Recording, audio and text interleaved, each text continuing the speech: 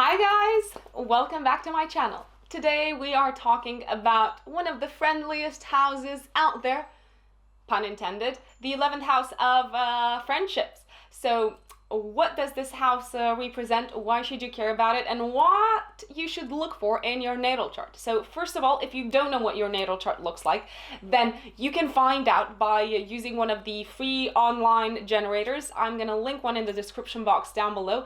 All you need to do is put in your date, time, and place of birth, and you will have your natal chart in front of you. Now, what we are going to be looking at in order to analyze the 11th house is the sign on the cusp of the 11th, so where the 10th house ends and where the 11th starts. And we're also going to be looking at the planets that are in the 11th house. Having planets in the 11th house means that there is a great deal of energy channeled in that particular area, and you should pay further attention and even more attention to this video than you intended to. Sorry. Guys, you should pay attention to it anyway, because you're here already. So, what is the 11th house? The 11th house is commonly known as the house of friendships, of our friends, of the groups that we become a part of throughout our lives and that share common ideals with us. It is also called the house of hopes, dreams, and aspirations, and goals and objectives. So, this is an area in which the 10th house, the house of career and achievement, and the 11th house actually overlap a little bit.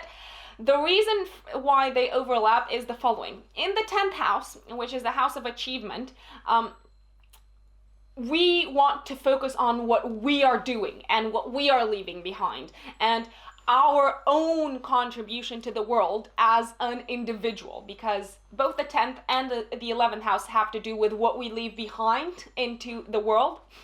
Now, the 11th house takes us to a place where the individual is not so much important, but it's something greater that should guide us in what we do throughout our lives. So a grander scheme of things, a bigger goal, aligning ourselves with something that is larger than us. So in the 11th house, we find ourselves becoming part of groups that share our same ideologies, our same aspirations. So myself, for instance, I am a feminist, I am a woman, and I care very, very strongly about women receiving equal rights and being acknowledged as equals around the world. I care very much about inclusivity, so not just white women taking center stage and basically shutting the mouths of those who say that women are not treated as equals.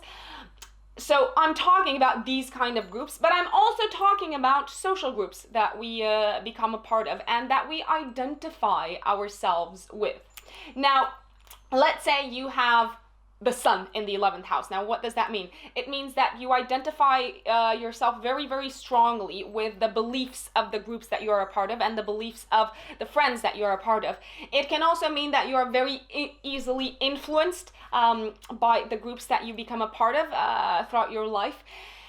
And it's as if taken outside the group situation, and when you are removed from your circle of trust, almost, you feel alienated. You don't feel at home. You don't feel comfortable. You do not want to be on your own more than anything. The sun in the 11th can also mean that you are a leader in your group of friends and you are someone that they look up to, and you are someone who is very likely to shine in that particular area. Now, if you've got the moon in the 11th house, you might play the role of the mother for your friends. You might be the one that they always run to when they're going through something difficult and they need emotional support, because you're going to look after them, you're going to listen to them, you're going to give them the hug that they need.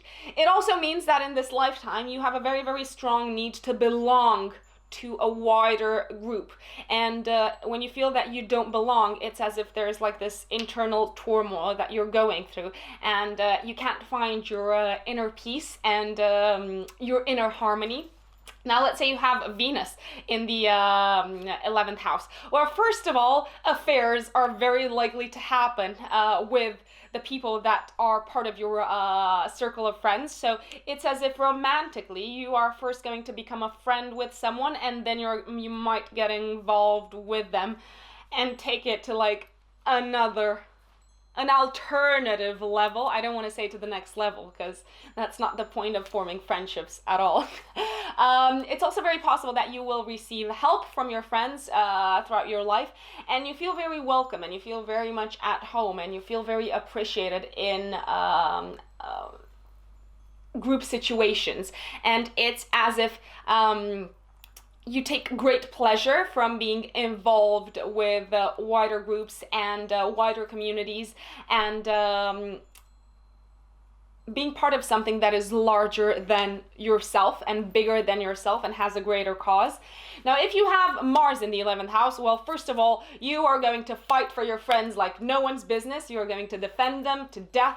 You might actually extol the benefits of like friendship and being part of a wider group and the wider community and fighting for what you believe in. So you might actually be the kind of person who is going to put a lot of energy into fighting for your dreams and fighting for your objectives, which is not bad at all. So keep on doing your thing, Mars in the 11th. However, it's also very likely that there will be both internal and external conflicts in a group situation, because first of all, you want to assert your individuality, and you want your friends to follow you, and you want people who are part of the same group as you are to do as you say. But at the same time, you also have to leave some of that individuality behind and align yourself with beliefs and decisions of the wider group, and you might not be very happy with that. So that's where the conflict can come from. Now, let's say you have Mercury in the 11th house. So first of all, this is the classic placement of literary groups, of writing groups, of student groups, because you want to learn from your friends. You want to debate things with your friends. And you are very likely to attract friends that are smart and witty, and that you can strike conversations with on any topic. Now, any planet that you have in the 11th house is very likely to represent the characteristics of the friends that you are going for. So, for instance, with the moon in the 11th house, you might look for friends who are emotionally very understanding of you. With Mars in the 11th house, you might look for friends who are very decisive, very blunt, very direct, and always up for some good fun. With Mercury in the 11th house, you might look for those who are very smart and those who have something to say. Now, let's say you have Saturn in the 11th house. First of all, you might strike friendships with people who are older than you or who are in positions of authority. You might also find it quite hard to form new friendships, and you might feel that friendship and maintaining it is almost like a bit of a burden and puts some pressure on you. However, when you do form a friendship with someone, it is very likely to last for life. Because that's what Saturn does. Saturn brings long-term things into whatever area in our life it falls within. Now, if you've got Uranus in the 11th house, Uranus is at home in the 11th house, because the 11th house is naturally associated with Aquarius. And the ruler of Aquarius is actually Uranus. So you might gravitate towards people who are very odd and eccentric, or at least that's the label that society gives to them. But who is society to tell us what is odd and what is not? So you might have friends from all walks of life with very different interests, and you might actually work to bring them together. And you're also very likely to become part of groups who have a very strong humanitarian purpose and inclination. Now, in terms of goals and ideals and aspirations, because that's also what the 11th house rules, you might undergo a radical change of goals and ideals throughout your life, and you might have an enlightening moment several times throughout your life in which you might change your direction dramatically based on what you hope to achieve and what direction your dreams have taken. Now, last but not least, let's say you've got Neptune in the 11th house, and you might form friendships with people who are very artistic and who are very sensitive, and who might also inspire you on a spiritual level. Now, Neptune is actually the sign that is the planet that in the 11th house means that we might become part of religious groups, of spiritual groups, of groups that help us transcend almost. So let me know, guys, if you've got any other questions about the 11th house. I'm curious to hear them.